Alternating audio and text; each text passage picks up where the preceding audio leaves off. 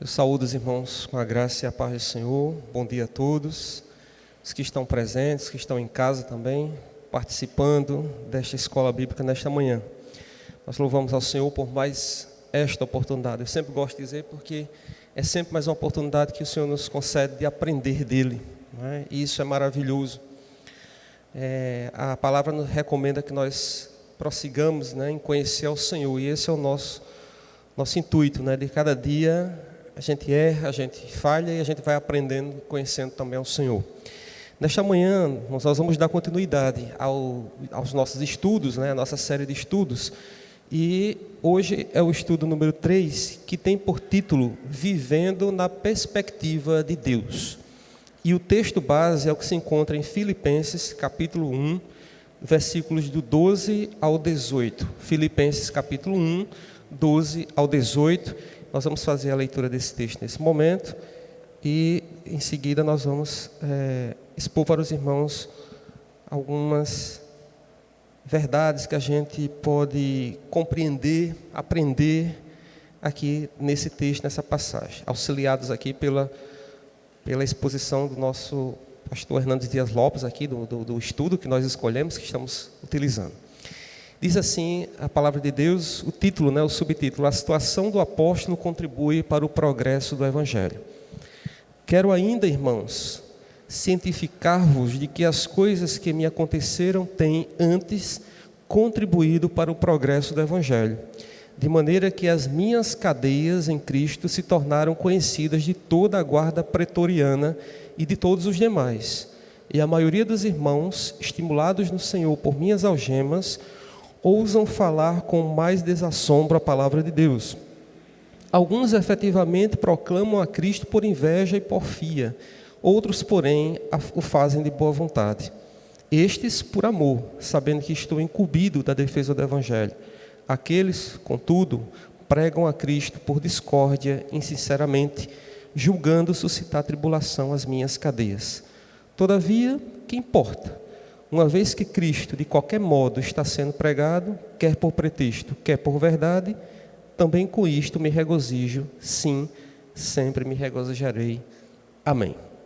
Louvado seja o nome de Deus pela sua palavra. Irmãos, esse texto é muito rico, né? Na verdade, cada vez que a gente vai avançando, a gente vai aprendendo mais e vendo coisas maravilhosas, compreendendo coisas maravilhosas. Esse texto, só pela leitura aqui da palavra, né, a gente já consegue enxergar um apóstolo que, em meio a tanto sofrimento, a tantas dificuldades, o homem estava aqui, inclusive, sendo alvo de críticos, né, de pessoas que se opunham ao seu ministério também, que não o aceitavam, e ele chega a dizer assim: que importa, né? Não importa a minha vida, se eu estou sendo alvo de açoite, se eu estou sendo alvo de alguma crítica, se eu estou sendo alvo de algo. O que importa é que Cristo seja pregado, seja por uma forma ou por outra, eu me regozijo com isto, né? Por isso que essa carta é chamada de a Carta da Alegria, porque é muito, a gente olhando assim, parece paradoxal, não é? Parece uma contradição, Paulo passando por tantas dificuldades, e mesmo assim a alegria dele, o foco dele é no Evangelho de Jesus Cristo. É impressionante quando a gente começa a mergulhar aqui no texto e entende e vê que ele está muito focado no reino de Deus, está muito focado no Evangelho de Jesus Cristo, e isso nos lembra muito de Jesus, né? Quando eu começo a ver aqui Paulo, que é aquela pessoa que está ali sendo usado como instrumento de Deus, e ele está apenas preocupado com o Evangelho, com a proclamação do Evangelho.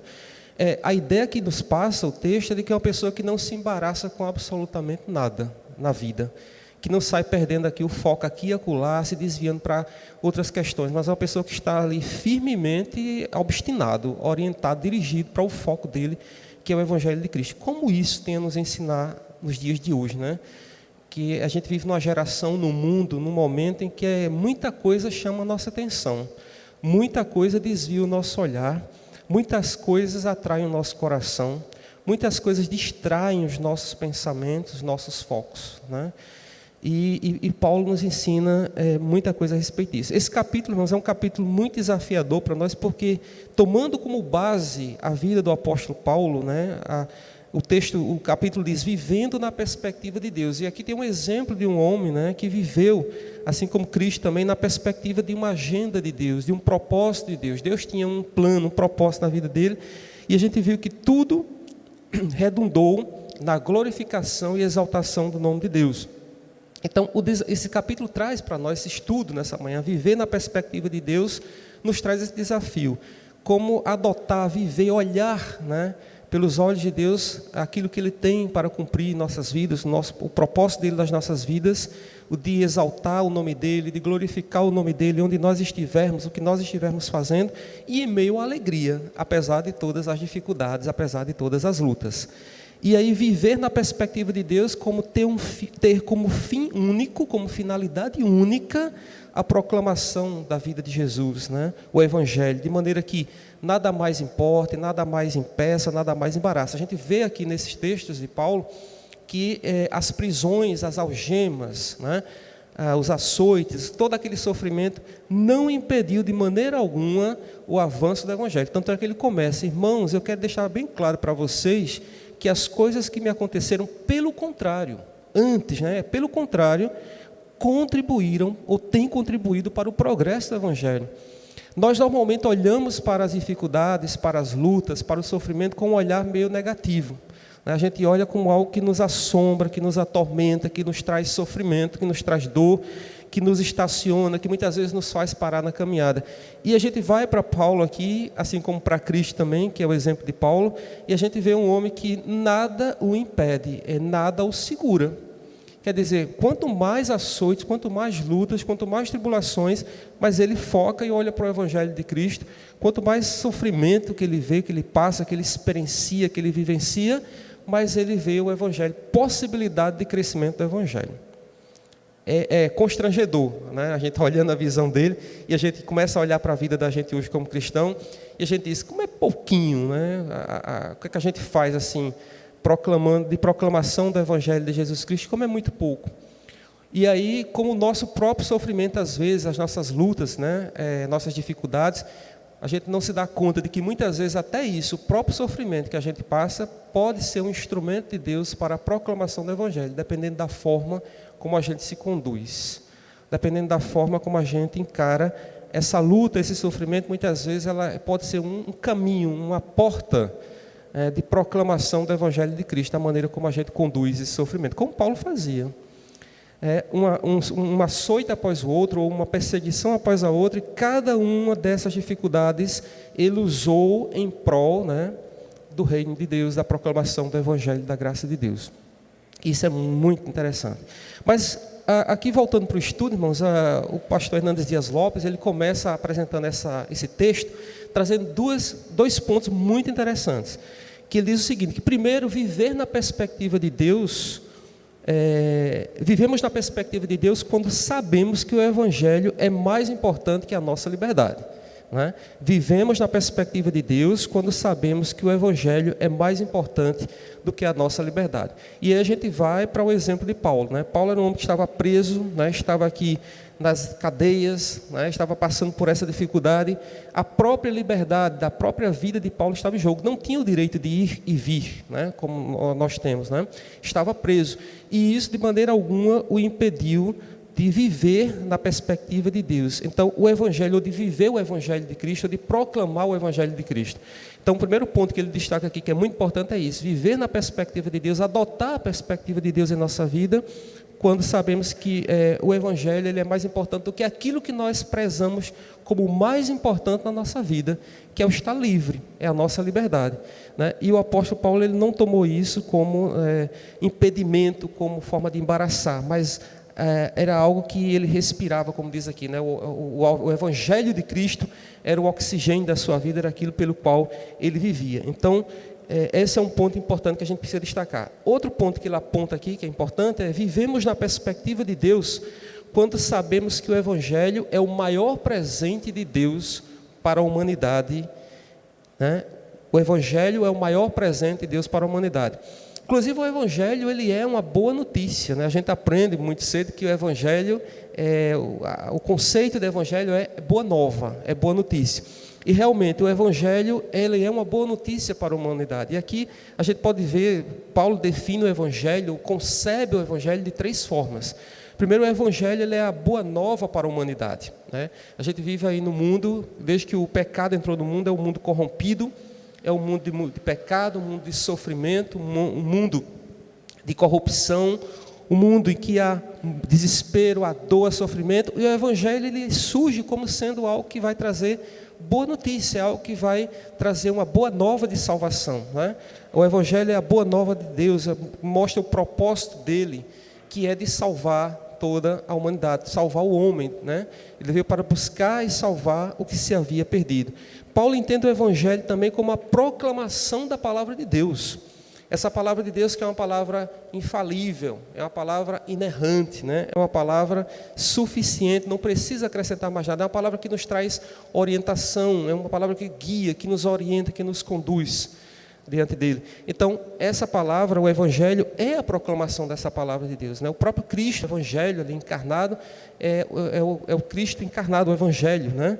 E também o Evangelho, irmãos, é a revelação da pessoa de Jesus Cristo. Porque o centro do Evangelho, o miolo mesmo do Evangelho, é Cristo Jesus, né? A gente lembra ali de João, quando ele diz: porque Deus amou o mundo de tal maneira que deu o seu único Filho, ou Filho unigênito, para que todo aquele que nele crê não pereça, não morra, mas tenha a vida eterna. Então, o âmago, né, do Evangelho é Cristo Jesus. Embora a gente tenha se deparado nos últimos tempos aí com muitas mensagens que se colocam, que se apresentam como o Evangelho de Cristo, mas que não tem como essência a Cristo Jesus, a salvação, a proclamação da obra redentora de Cristo Jesus. E aí é onde entra o discernimento. A gente precisa pedir discernimento ao Espírito Santo de Deus que nos ajude a identificar isso.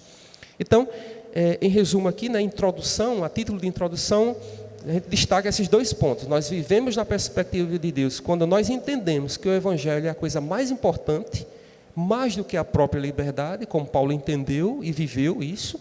E também nós vivemos na perspectiva de Deus quando sabemos que o Evangelho é um presente de Deus para a humanidade. Então, são esses dois pontos que, a título de introdução. Mas nesta manhã, no estudo dessa manhã, eu gostaria de destacar dois aspectos que nós vamos ver nesse texto de Filipenses, do 12 ao 18, e que são importantes para nós nessa manhã. Primeiro, são duas olhadas que nós vamos fazer aqui, duas visadas, dois olhares. Um olhar para o passado e um olhar para o presente, né? Ele vai propor aqui que nós olhemos para o passado. Agora, como é que nós vamos olhar para o passado e como é que nós vamos olhar para o presente? E ele propõe que nós olhemos para o passado com discernimento e olhemos para o presente com alegria. E aí vamos explicar por que ele está propondo isso. Então, olhar para o passado com discernimento. Olha o que o versículo 12 diz: eu quero, irmãos, ainda cientificar-vos, né, deixar vocês cientes de que as coisas que me aconteceram, ele está se reportando a fatos do passado, da história, da trajetória dele, têm antes, ou pelo contrário, contribuído para o progresso do Evangelho, porque talvez aqueles irmãos estivessem preocupados de que tudo isso fosse minar, fosse impedir de Paulo de prosseguir, ou do Evangelho de Jesus Cristo de também ser proclamado e difundido. Mas Paulo vem confortando aqueles irmãos, dizendo assim: não se preocupem com isso, eu quero deixar bem claro para vocês, de que tudo isso que me aconteceu, contribuiu ou tem contribuído para o progresso do Evangelho, para o crescimento. E aí, irmãos, não há muito mistério nisso, a gente não precisa puxar muito pela memória, basta ir para o livro de Atos dos Apóstolos, que a gente vê aquela igreja primitiva explodindo, né? É muito interessante. Quem já leu o livro de Atos, eu recomendo fazer uma leitura na íntegra, assim, corrida, e você tem a sensação de uma coisa que está assim, nesse movimento, né? Começa ali e vai se expandindo, o Evangelho sai de Jerusalém, daqui a pouco está em toda a Ásia, Europa, e é impressionante. Agora, tudo isso motivado, impulsionado por perseguições. É impressionante como a perseguição foi uma mola propulsora na difusão do Evangelho. É por isso que há essa ideia, e a gente acha que realmente que é preciso que muitas vezes a igreja do Senhor esteja sob certa pressão, para que realmente a igreja ela possa também se mobilizar, né? Ela possa se despertar, realmente ser despertada para a proclamação do Evangelho de Cristo. E aí olhar para o passado, como Paulo olha, né, dessa forma, com discernimento, porque ele poderia ter olhado para trás e dizer assim: realmente, a minha vida foi uma tristeza, né? Eu sofri muito sofrimento, mas não, ele olha para o passado com discernimento, entendendo, compreendendo que tudo aquilo que lhe aconteceu tinha um propósito, né? Eu fui lendo aqui o texto, né, de Filipenses e vendo a história de Paulo, me lembrou muito, sei porque me lembra muito a história de José do Egito também, quando a gente olha um pouco para trás, né? Talvez a gente olhe para a história de José e ache aquela coisa muito bonitinha, a história de foi vendido, né, foi parar na casa não sei de quem, foi escravo não sei de quem, foi para a prisão, e acha muito bonitinho porque a gente só olha o momento que ele lá chega ao topo, lá, à autoridade, né, do Egito. E a gente não sabe o sofrimento que ele passou ali, desde o fato de ter sido rejeitado pela própria família, pelos próprios irmãos, distanciado dos seus pais, ter vivido longe da sua família, né? Daquele golpe duro que ele sofreu. Mas a gente vê a questão do propósito de Deus na vida de José. O mal que tentaram fazer, Deus converteu e transformou em bem, né? E é muito interessante, irmãos, quando a gente aprende, é uma lição preciosa que ele nos traz, olhar para o passado com discernimento. Talvez muitas pessoas olham para o passado e só enxergam lamentação, lamúria, reclamação, e muitas vezes não compreendem que isso é uma história e que tem um propósito de Deus. Deus é um Deus soberano que rege, que governa as nossas vidas.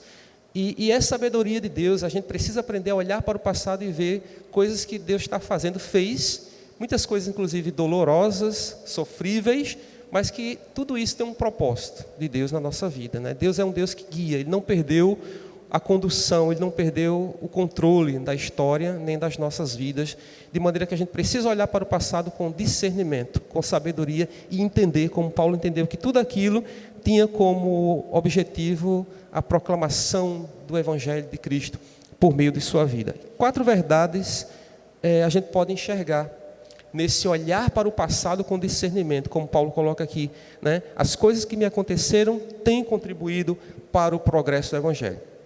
A primeira delas, a primeira verdade, é que Paulo não se concentra no seu sofrimento ou numa atitude de autopiedade. Aquela pessoa que olha para trás ou que olha para a sua vida e se lamenta por tudo, e se coloca como coitadinho, né?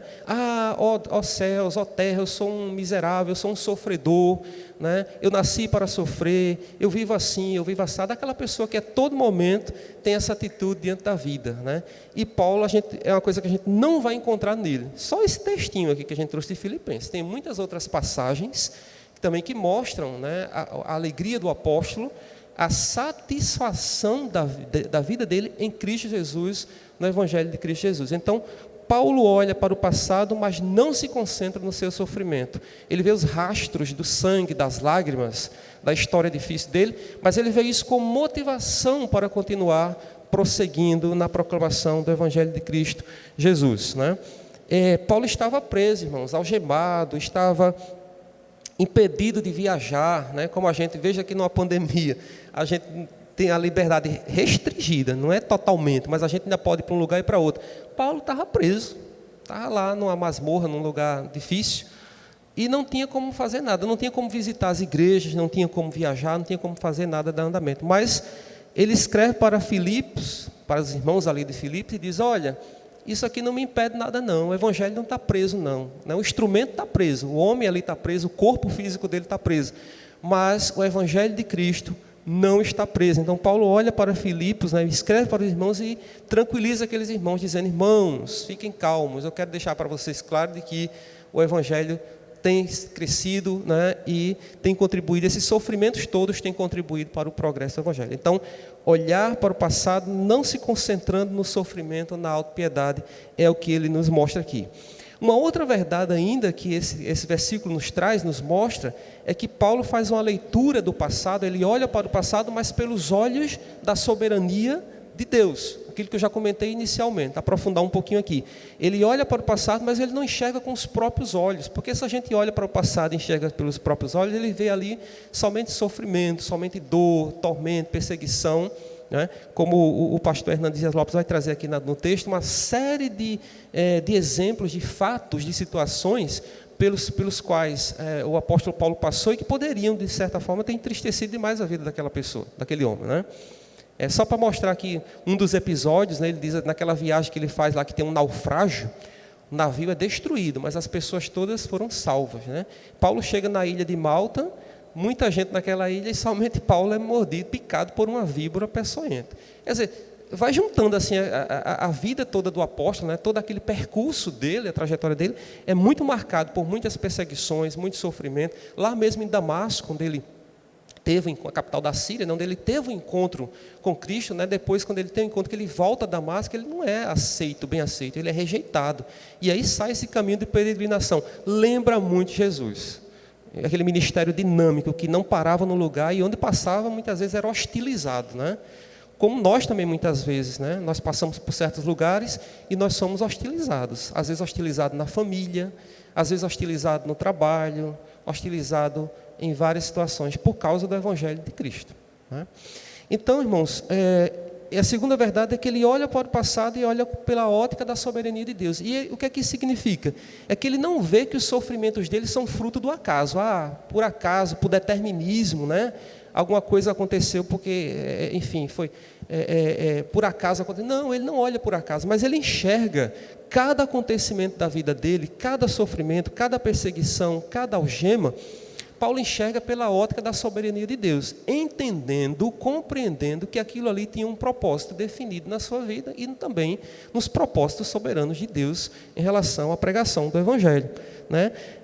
Ele foi preso, foi açoitado, mas ele não perdeu de vista. Eu acho muito interessante essa expressão, né? Não perder de vista. A gente pode passar por sofrimento, por dificuldades, até por tragédias. Eu estava aqui agora de manhã, enquanto o pastor estava iniciando, e acessando o celular e recebendo a notícia de que a pastora, chamada na igreja a pastora Fátima faleceu agora de manhã, né? Aí pastor Nelson, há 20 dias, mais ou menos, uns 15 dias, se não me engano, não, 15 dias, e ela faleceu hoje. Então imagine a tragédia para uma família, para os filhos, perderem os pais em correr de 15 dias. Meus colegas de trabalho, que tem crianças estudando lá na escola de Gesso e de Josélia, Fabiana e Jorge Evaldo, que são meus colegas de departamento, perderam uma irmã há 20 dias e a semana ontem perderam outro irmão. Então veja, irmãos, é esse mundo de tragédias, de fatalidades, né, que a gente tem vivido. E aí não é muito diferente do que Paulo também experimentou, né, enfim, que a gente vê, mas ele olha para isso sem perder de vista a direção soberana de Deus. Eu sei que é difícil, no momento de uma tragédia de morte, você olhar para o acontecimento e dizer, onde é que está Deus nisso aqui? Que soberania é essa, né? Que vai levando e vai arrastando os meus e vai me acabando com a minha vida, né? Mas o tempo, ele é um professor importante na vida, né? Ele vai mostrando, e o Espírito Santo de Deus também vai se encarregando, né, de trazer o conforto, o consolo, também diante das dificuldades, e também mostrando, guiando e mostrando o propósito soberano. Então, Paulo, ele olha para o passado pela ótica da soberania de Deus, mas ele olha vendo ali que os sofrimentos não são por acaso, mas que cada um dos sofrimentos tem um propósito. Então, irmãos, para nós é da mesma maneira, não mudou não. Tem uma distância temporal aqui imensa, mas cada sofrimento que nós passamos na vida tem um propósito, porque senão Deus seria um Deus que cochilaria, deixaria por algum momento que alguma coisa acontecesse que não estava no controle ou nos planos dele, né? Então, é questão de fé. Como é que a gente encara isso? Será que Deus cochila? Ou enquanto Deus está cuidando de outra pessoa lá na Europa, aqui no Brasil tem alguém que passou, escapou e não foi acudido, não foi cuidado? Não é assim, né? É claro que muitas vezes para a gente, na nossa ótica, que é uma ótica limitada pela mente humana, é difícil muitas vezes compreender. Mas quando a gente olha pela ótica de Deus, a gente vê ali um cuidado, uma soberania, a soberania de Deus. E esse olhar para trás pela ótica da soberania também, ele não considera que os sofrimentos, né, os seus sofrimentos foram perseguição de homens, porque ele poderia ter olhado para todas aquelas situações de perseguição, de sofrimento, de luta, e dizer assim, isso é perseguição, né, dos homens.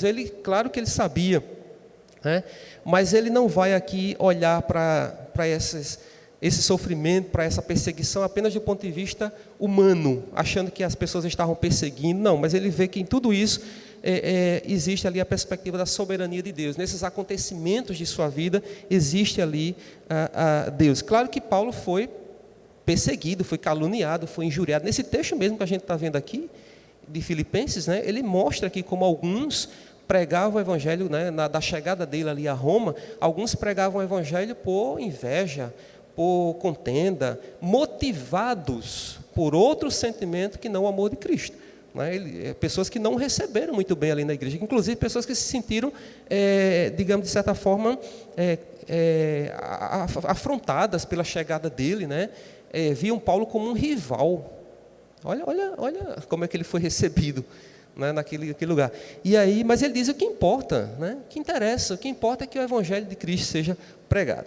E aí, outra também, olhando para o passado, pela soberania, pela ótica da soberania de Deus, ele não considerou também os seus sofrimentos apenas como fúria, como expressão da fúria do inimigo, de Satanás sobre a vida dele, porque ele poderia olhar para isso e também ver, né, Satanás, como fúria de Satanás sobre a vida dele. Claro que Satanás, o inimigo das nossas vidas, ele intenta, ele age também, né?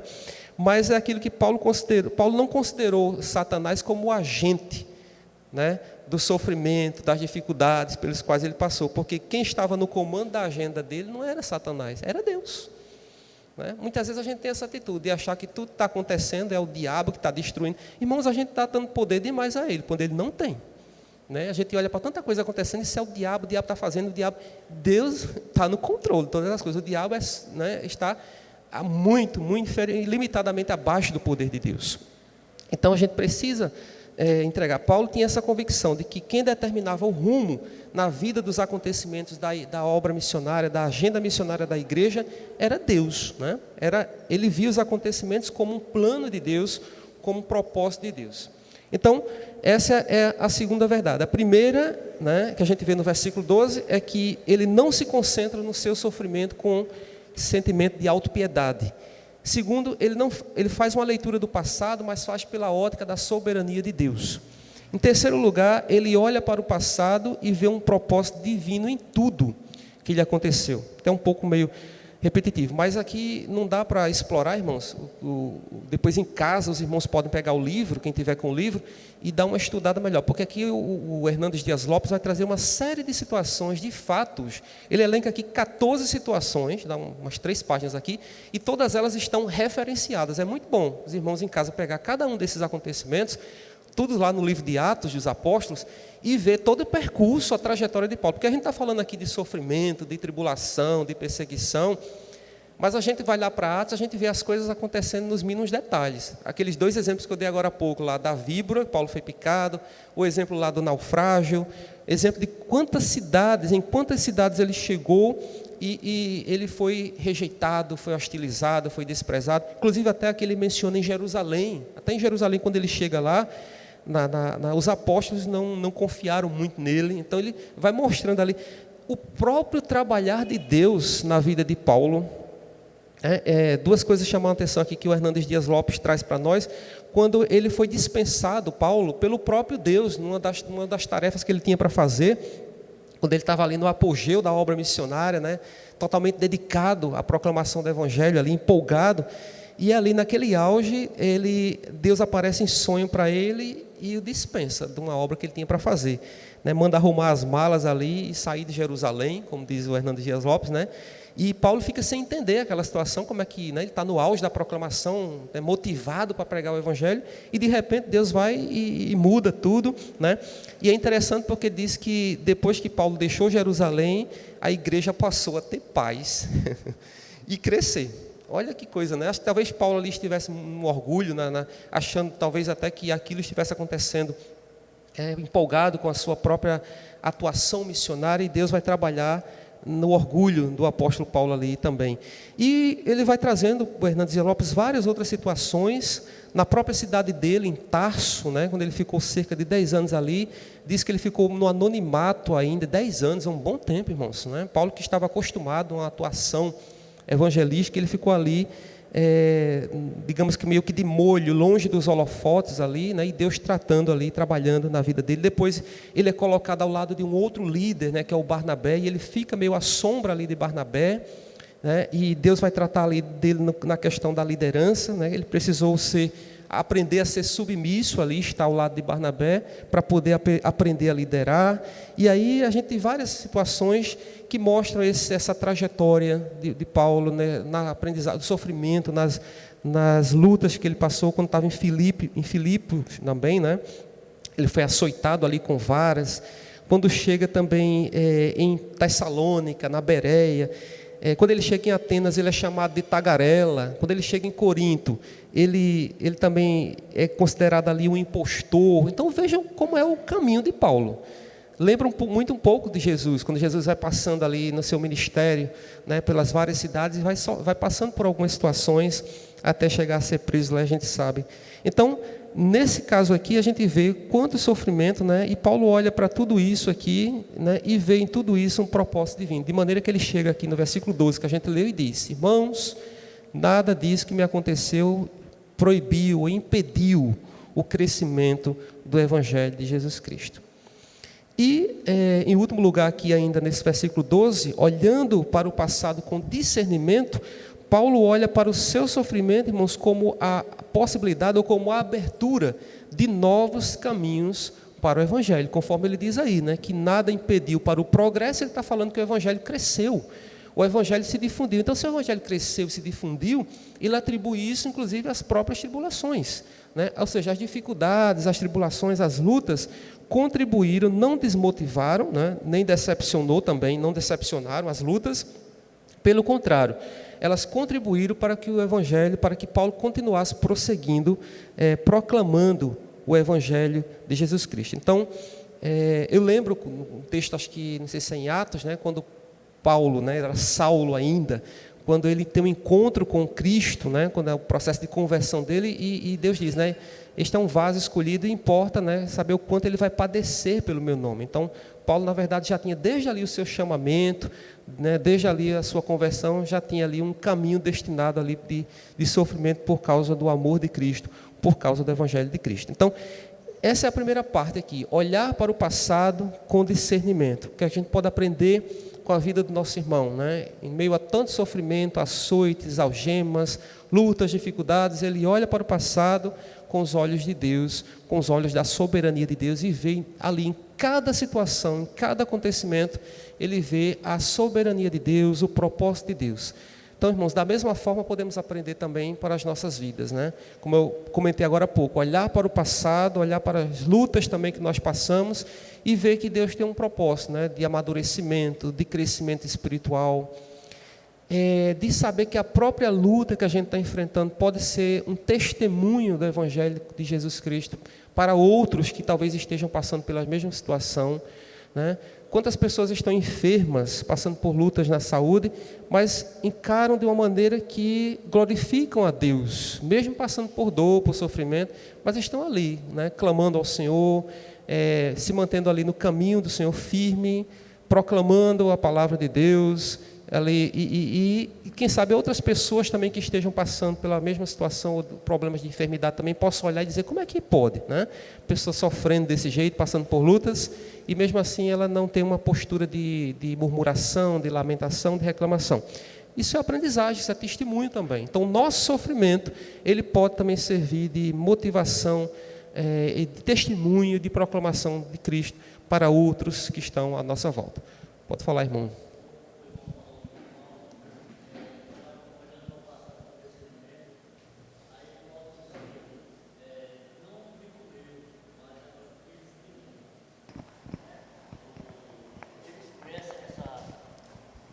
O apóstolo Paulo expressa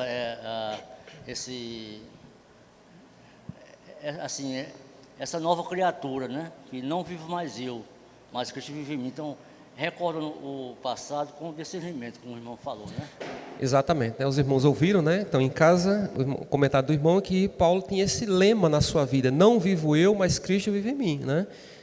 Realmente era o lema da vida dele, né? Cristo, ele respirava, como diz aqui, o oxigênio da vida dele era Cristo Jesus, o ministério que ele tinha recebido de proclamação da palavra de Deus, né? Outro versículo que chama a atenção é quando ele diz assim: esquecendo-me das coisas que para trás ficam, prossigo para o alvo pelo prêmio da soberana vocação em Cristo Jesus. Então, era uma pessoa que estava, aquilo que eu disse no início, uma pessoa que estava focada, né, no seu ministério, que não se deixava distrair.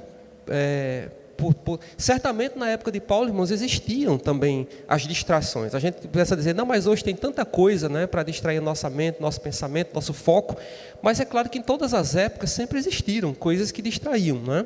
Nós, claro, hoje talvez estejamos vivendo um tempo que existe muito mais coisas aí que tentam atrair, né, que tentam seduzir a nossa vida e tentando aí nos desviar ou fazer com que nós percamos tempo, né, e não investamos na proclamação do Evangelho de Cristo. De fato, isso é verdade, isso existe. Mas a gente precisa pedir, né, ao Espírito Santo de Deus que Ele trabalhe isso em nossa mente, nosso coração, que nos traga, né, diariamente à nossa memória aquilo para o qual o Senhor nos chamou, né, o nosso ministério, seja ali em casa, né, seja onde a gente estiver, a gente esteja realmente exalando o perfume de Cristo por onde nós passarmos. Mas ele propõe aqui olhar para o passado com discernimento, mas também propõe olhar para o presente, e olhar para o presente com alegria. Né? É uma forma, manifestando alegria, uma forma de olhar, de enxergar o presente com alegria. E aí nós destacamos 5 pontos, que nós vamos ficar nesses 5 pontos, que nós podemos aprender, 5 verdades que a gente pode destacar aqui, desses versículos que vão do 13 ao 18, que é o restante do texto que a gente leu, aqui em Filipenses. Primeira delas, a primeira verdade, o primeiro fato que a gente pode destacar, que Paulo viu a sua prisão como a abertura de novas frentes de evangelização. Né? A gente já comentou um pouco isso, mas vamos aprofundar mais um pouquinho. Paulo enxergou nesse sofrimento, nessas tribulações, nessas perseguições, nas prisões pelas quais ele passou, enxergou ali a possibilidade de novas frentes de evangelização, de proclamar a palavra de Deus. E a gente vê isso no versículo 13, ele diz assim, olha, né, ele diz que tudo contribuiu para o progresso do Evangelho, de maneira que, é uma consequência, né, de maneira que as minhas cadeias em Cristo, Paulo era prisioneiro de Cristo, é bom deixar isso bem claro. Estava ali com o corpo, né, fisicamente ali preso pelos homens, mas ele era um prisioneiro de Cristo. E ele disse que as cadeias dele se tornaram conhecidas de toda a guarda pretoriana. Aqueles guardas tomaram conhecimento da situação de Paulo, porque ele estava preso ali por causa de quê? Por causa do amor de Cristo, era do conhecimento daquelas pessoas. Interessante que ele usa aqui a expressão guarda pretoriana. O que é a guarda pretoriana? A guarda pretoriana era o conjunto de soldados, né, que tomavam conta, que faziam a guarda do império. Né? Era uma guarda especial, era normalmente composta por cerca de 9, 10 mil soldados, homens, e esses soldados eles tomavam conta realmente do império, do alto, né, escalão, digamos assim, né, da elite do império. Eram os soldados que eram responsáveis por isso. E Paulo diz aqui que as cadeias dele se tornaram conhecidas de toda a guarda pretoriana e de todos os demais. Ou seja, a prisão de Paulo, irmãos, a cadeia dele ali, permitiu que ele pregasse o Evangelho de Cristo, que ele proclamasse Cristo, tanto para os soldados, para a guarda pretoriana, quanto também para aquelas outras pessoas que estavam ali, que passavam para aquele lugar onde ele estava preso, né? Por aquele espaço. Então ali Paulo estava preso, era um prisioneiro do Estado, e certamente ali entravam oficiais, saíam oficiais, era um entra e sai de pessoas ali, e Paulo certamente aproveitava todas as oportunidades que ele tinha para pregar o Evangelho de Cristo. Ele diz lá em Colossenses que Deus abriu a porta da palavra, né? Ele diz em outro momento, em outra carta, que Deus abriu a porta da palavra, da pregação do Evangelho. Então, é interessante a gente olhar aqui, porque hoje, estando aqui confortavelmente, num ambiente como esse aqui, ar-condicionado, livre, podendo ir e voltar, é muito fácil falar de que Paulo se alegrava na prisão. Né? Imagine você ficar uma noite na cadeia, e sem ter nem motivo, assim, injustamente, talvez. Imagine, né? O drama que seria. Imagina aqui os telefonemas correndo aqui para a casa dos irmãos todos, todo mundo, vamos orar, vamos fazer isso, vamos fazer aquilo. Desespero da igreja porque alguém, né, tivesse sido preso. Né? Então, irmãos, Paulo ele olha para aquela situação, né, ele vive aquela situação, mas enxerga naquela situação ali o espaço, a possibilidade de abertura de um novo campo, de um novo espaço. Então, onde ele estava pregando o Evangelho de Cristo. Né? Isso é muito... É um ensinamento muito grande para as nossas vidas, né? A gente aproveitar as oportunidades onde a gente estiver, né? Eu peço até orações dos irmãos. Eu estou aqui para ter uma mudança de vida muito grande no campo profissional a partir da manhã, tá lá nas mãos de Deus. Amanhã eu vou ter uma outra decisão e talvez eu vá atuar no outro campo, bem diferente de onde eu estou. E eu já tenho pedido a Deus, onde eu vou atuar é uma área que eu não sei ainda, não faço a menor ideia como me comportar, como agir, o que fazer, mas eu tenho pedido sabedoria a Deus e tenho orado já para que Deus me ajude, para que onde estiver naquele lugar que eu possa, né, ter a oportunidade ali de proclamar o Evangelho de Cristo para aquele outro segmento, é um segmento um pouco mais difícil, mas como Paulo está aqui mostrando. Paulo teve a oportunidade aqui de pregar o evangelho para todo tipo de pessoa, né? Então, ele prega o evangelho não apenas para a guarda pretoriana, mas diz, e todos os demais, ou seja, todas aquelas pessoas que entravam, que saíam daquele lugar, né? Aquele ambiente. A segunda verdade que a gente pode ver aqui, no versículos 14 e 16 a gente vai ver, é que Paulo viveu de tal modo, né, esse sofrimento, essas tribulações, essas lutas pelas quais ele passou, serviram, irmãos, estimularam outros irmãos a falar, a expressar, a proclamar a palavra de Deus por outros lugares e sem assombro, como ele diz aqui, com mais desassombro. Olha o que o versículo 14 diz, né? Minhas cadeias se tornaram conhecidas de toda a guarda pretoriana, de todos os demais, e a maioria dos irmãos, estimulados no Senhor por causa das minhas algemas, olha só, ousam falar com mais desassombro a palavra de Deus. É magnífico, né? O modo como Deus age, como Deus atua aqui, de modo que aquelas algemas, aquelas prisões, aquela situação motivou, né, os irmãos daquela igreja a proclamar a palavra de Deus sem medo, né, com mais ousadia, né? A gente tem registros de avivamentos na história da humanidade, momentos de avivamento da igreja em que o avivamento se deu exatamente por situações extremas de perseguição, e aí quanto mais perseguição, mais a igreja pregava. Isso a gente vê no próprio livro de Atos dos Apóstolos, né? A igreja perseguida, e a gente vê Lucas registrando lá em Atos, e a igreja crescia, e a igreja continuava crescendo, e a igreja se desenvolvia, e é muito bonito ali o movimento da igreja. Quanto mais se pressionava, mais o evangelho espalhava, se difundia por toda parte. Então, no versículo 16 ele diz ainda, estes, né, que pregavam o amor de Cristo, ele diz, alguns proclamam a Cristo por inveja e porfia, outros, porém, o fazem de boa vontade. Estes que fazem de boa vontade, ele diz no versículo 16, fazem por amor, sabendo que estou incumbido da defesa do evangelho. Então ele tinha essa consciência, e isso alegrava o coração de Paulo, porque ele sabia que aqueles irmãos estavam ali vivendo de uma maneira ousada pelo Espírito de Deus para continuarem pregando o evangelho, a palavra de Deus, sem assombro, sem medo, sem temor, de forma ousada. Em terceiro lugar aqui, em terceira verdade que a gente vê nessa outra parte do texto, né, e que Paulo aqui com alegria expressa sua alegria, é que ele não azedou o coração. Acho interessante a expressão que o pastor Hernandes Dias Lopes usa, não azedou o coração por causa da competição dos seus críticos. Nesses versículos que a gente leu aqui, do 15 até o 17, aliás, até o 18, a gente vê aqui como é que Paulo se reporta, como é que ele se dirige àqueles que o hostilizavam naquela igreja, aqueles que o receberam, mas não receberam de bom grado. Muito pelo contrário, foram críticos dele, né? Não aceitaram, hostilizaram. E Paulo diz aí no versículo 15, olha, alguns efetivamente proclamam a Cristo por inveja e porfia, outros, porém, o fazem de boa vontade, estes por amor, né? Sabendo que estou incumbido da defesa do evangelho. Eram colaboradores de Paulo, inclusive, ajudadores, né? Aqueles outros, contudo, pregam a Cristo por discórdia, de forma insincera, sem sinceridade, julgando que estão ali suscitando tribulação, porque era uma outra forma, suscitando a tribulação, pressionando Paulo ali, né? Levando Paulo a passar por aquela situação. E de forma que ele diz no versículo 18, né? Todavia, o que importa? Né? O que interessa? O que importa é que Cristo seja pregado. Então, irmãos, aqui Paulo ele não ficou triste, ele não azedou o coração, como diz aqui, por causa daquela situação, por causa da competição dos seus críticos, né? E aí a gente vê aqui nesses versículos que a gente leu, do 15 ao 18, que alguns crentes, né, na verdade ali, pregavam o evangelho com a motivação errada. É isso que ele está colocando aqui, a motivação do coração. Era inveja, era discórdia, né, contenda, pregavam por contenda, parecido com aquilo que aconteceu lá na igreja de Corinto, né? Que uns eram de Paulo, outros eram de... Como é o nome do outro? Apolo, né? Outros eram não sei de quem. Então aquela divisão, pregando o evangelho ali, mas causando a divisão.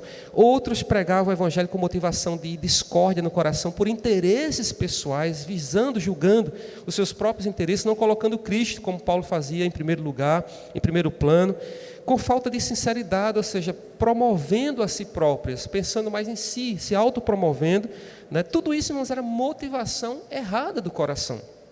Não é? São interesses outros e não interesse o amor a Cristo, ou interesse primeiro de ver o reino de Deus e a proclamação da palavra de Deus, a palavra de Deus. Então, Paulo vê tudo isso aqui e o coração dele está alegre, né? Quando ele diz aqui, só um instante, quando ele termina, diz o que importa, porque Paulo poderia ter uma outra reação, exortar aqueles irmãos, né? Mandar uma palavra mais dura ali, mas ele diz que importa, uma vez que Cristo de qualquer modo está sendo pregado, quer por pretexto, quer por verdade, também com isto me regozijo. Sim, sempre me regozijarei. 2 vezes ele inclusive enfatiza aqui, mesmo com isso eu me alegro e vou continuar me alegrando sempre. Diga, irmão João. O que eu vejo aqui, sabe, irmão Pedro, do apóstolo Paulo, voltando um pouquinho ao texto lá em Filipenses 12, é que ele viu o passado com discernimento e sabedoria, e também visando o futuro, um presente, que alguns não acreditaram nele, né? É tanto que ele teve que sair de Israel para poder o evangelho crescer mais um pouco, né? Infelizmente. Mas também ele viu um futuro, né? Que tem aqui lá em Romanos 8, 35, que diz assim: quem nos separará do amor de Cristo? Será tribulação, angústia, perseguição, morte, nudez, ou perigo de espada? Quer dizer, ele viu um futuro, mesmo no passado sombrio dele, e de um presente que muitos não acreditaram nele, né? Mas ele, mesmo assim, ele pregou o evangelho, mas ele visou um futuro, que nada separaria do amor de Cristo, do amor de Cristo. Na vida dele. Não sei se deu para ouvir, né, quem está em casa, mas o irmão está destacando aqui de que Paulo tinha essa visão do passado, né, com discernimento, com sabedoria, do presente também, mas também do futuro, né? Claro, ele vivia pela ótica da soberania de Deus, então ele enxergava ali, compreendia ali tudo como um propósito de Deus, como o agir de Deus, né? E o agir de Deus sempre no sentido de proclamar o Evangelho, de tornar o Evangelho de Cristo conhecido por todo mundo. A gente viu que quando o sofrimento que ele passou, né, as lutas que ele passou, motivaram, né, aqueles irmãos, aqueles crentes ficaram mais entusiasmados, aqueles irmãos se mexeram um pouco mais, talvez estivessem ali acomodados na igreja, mas passaram a se mexer um pouco mais, né, e a proclamar e a pregar o Evangelho de Cristo. Então ele se alegra nessa situação, nessa circunstância, né? E outra coisa aqui que a gente vê nesse versículo, a gente viu que ele vai mostrar que importa que o Evangelho seja pregado, seja movido por esse sentimento, motivado por esse sentimento errado ou por amor, e aí ele reage dessa forma, porque Paulo tem a visão de reino, né? Quando ele está aqui mostrando que importa que seja pregado por motivação errada, por amor, na verdade ele não está focado aqui em outra motivação, na motivação do próprio pregador, mas ele está focado aqui no próprio Deus, está focado no reino de Deus. Por isso que ele se alegra, que ele se regozija.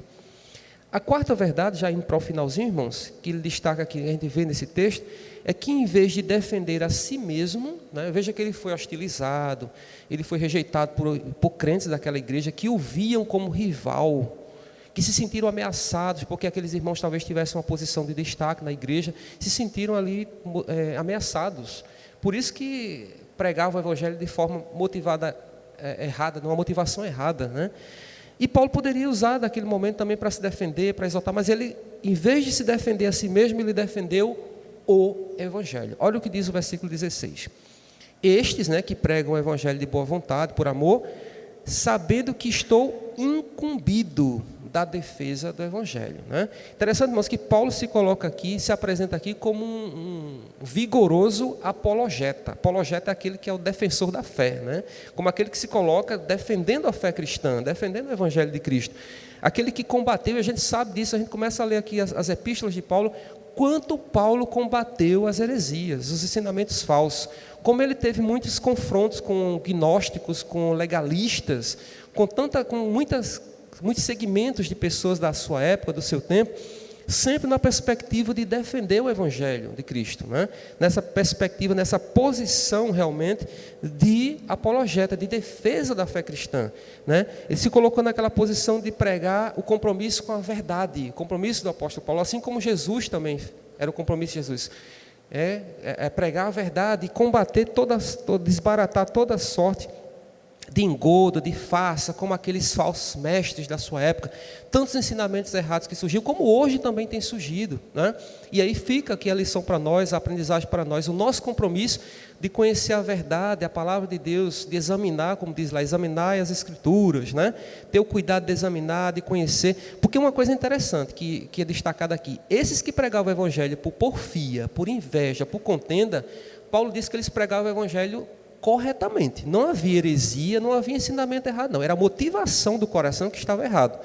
Mas não havia, tanto é que Paulo não vai combater aqui nenhum ensinamento falso errado, era a motivação. Mas hoje, irmãos, a gente vê muito claramente ensinamentos, como na época dele também havia, ensinamentos falsos, comprometidos com a mentira, com a farsa. Ensinamentos que vão, de uma forma muito violenta, aos ensinamentos da sã doutrina. Então, se a gente começa a folhear as epístolas paulinas, a gente vai ver que o compromisso do apóstolo, né, era com a palavra, com a verdade. Então ele vai combater aqui, por isso que ele se coloca aqui como um apologeta. Ele diz: eu estou incumbido.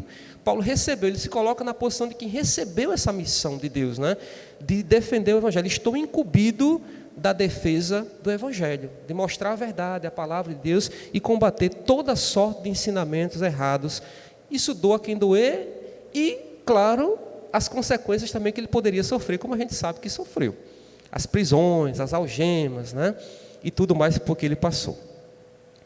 E, para finalizar, em último lugar, a última verdade que a gente pode ver aqui, quando ele olha para o presente dele com alegria, claro, com base em tudo que a gente colocou, né? Quando ele olha para o passado com discernimento, vendo o propósito de Deus, a soberania de Deus, a atuação de Deus, mas olha para o presente com alegria diante de tudo isso que a gente viu aqui, vendo o evangelho progredindo, os irmãos se mobilizando na igreja para pregar a palavra de Deus, sem assombro, sem temor, sem medo, vendo que o evangelho estava fluindo ali, né, se espalhando. Então a alegria de Paulo era essa, era ver o evangelho de Cristo sendo progredido. Que haja em nós também esse sentimento, né? De saber que, como a gente tem sempre trazido aqui, às vezes na igreja, a questão da igreja perseguida, nos cultos de missões, são pouquinhos durante o ano, mas a gente sempre traz uma oportunidade dos irmãos pensarem, refletirem sobre o papel. Aqueles irmãos que estão lá, vivendo situações extremas, né, colocando a sua própria vida ali em risco, as suas famílias, missionários que perdem, né, o cônjuge, perdem um filho, perdem um pai, perdem uma mãe, perdem alguém por causa do evangelho, irmãos. E a alegria do coração deles é uma só, é que o evangelho de Cristo seja anunciado, que o evangelho seja propagado, seja difundido, espalhado. Por fim, Paulo aproveitou a prisão para escrever cartas que se tornaram imortais.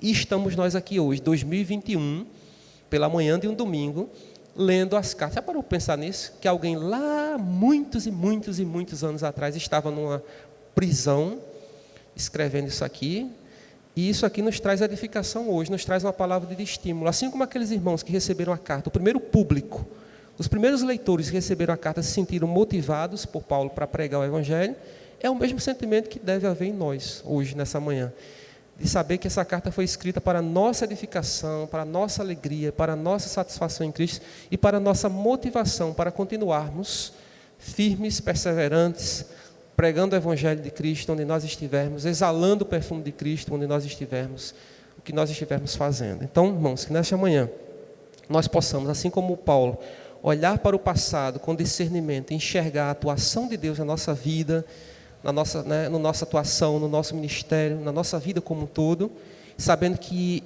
Ele está no controle de tudo o que aconteceu e que tem acontecido, e que todas as coisas cooperam para o bem daqueles que amam a Deus, né? Quanto também olhar para o presente, mesmo que esse presente seja um presente meio difícil, de dor, de sofrimento, mas enxergando que Deus é o mesmo, que Deus não mudou, que Ele continua soberano, que Ele continua agindo, e que o nosso coração seja tomado, né? Todos os dias nós somos desafiados pelas distrações, das coisas que estão aí nos cooptando, né? Nosso trabalho, coisas da família, alguns prazeres, algumas coisas de diversão, entretenimento, tem tanta coisa aí chamando a nossa atenção. Mas que a gente possa pedir ao Espírito Santo de Deus todos os dias, que a gente mantenha o foco, que o nosso objetivo aqui, nós estamos temporariamente, tem sido pregar tanto sobre isso, né?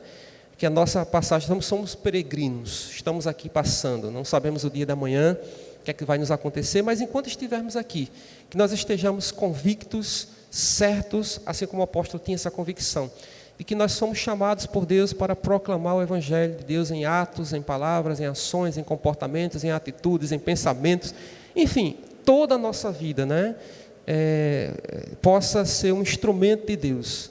Somos falhos, caímos, né, deslizamos, mas nós temos um Deus que cuida, que nos exorta, que nos ensina, que nos traz para o caminho, que nos chama novamente, e essa é a nossa vida, irmãos, esse processo aí contínuo sistemático e que a cada dia nós vamos avançando, como diz o apóstolo Paulo, esquecendo-me das coisas que para trás ficam, prossigo para o alvo, pelo prêmio da soberana vocação em Cristo Jesus, sabendo, tendo muito claro em nossa mente qual é a nossa finalidade, o nosso destino, o que nós estamos fazendo, né, o que Deus quer de nós, como igreja do Senhor, num mundo aí totalmente, eu não diria que está insosso, eu diria que o mundo está apodrecendo. Essa é a metáfora. A gente vive num mundo hoje que não é só falta de sal, mas porque a falta de sal apodrece, né? Imagine quando a igreja não estiver aqui, né? Como vai ser. Mas que a gente já tem sinais assim de um mundo meio apodrecido, realmente. E nós, como sal, ainda somos essa resistência que estamos aqui ainda para trazer esperança, para proclamar. E a esperança é Cristo Jesus. Que Deus abençoe cada um de nós. Passo para o pastor.